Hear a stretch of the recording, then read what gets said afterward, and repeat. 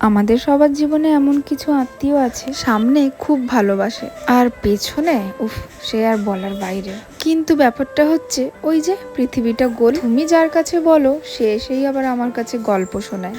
তোমাকে বললাম কথাটা তুমি আবার অন্য কাউকে বলো না, যাকে এই কথাটা বললে সে এসে আবার আমাকে বলে গেল জানো তোমাকে বললাম তুমি আবার কাউকে বলো না। ওই জন্য বলি অন্য কাউকে না বলে সরাসরি আমাকে এসে বলো না, তাহলে অন্তত মানুষের পরিচয়টা পাওয়া যায়। শুধু যে এটা আমার জীবনের সঙ্গে রিলেটেড তা নয়, কিন্তু একটু ভেবে দেখো আমাদের সবার জীবনে এমন কিছু মানুষ তো আছেই আছে। তবে সব আত্মীয়র কথা বলছি না, কেউ কেউ এমন থাকে, আবার কেউ কেউ আত্মীয় স্বজন এতটাই কাছের হয় কোনো অনুষ্ঠান পুজো পার্বণে ওরা না এলে যেন অনুষ্ঠানটাই ফাঁকা ফাঁকা লাগে। কি ঠিক বললাম তো?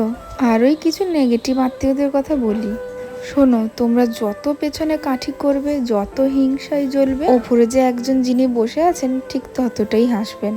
ওই জন্য বলি মানুষের জীবন তো আজ আছি কাল নেই, একটু ভালোবেসেই থাকি।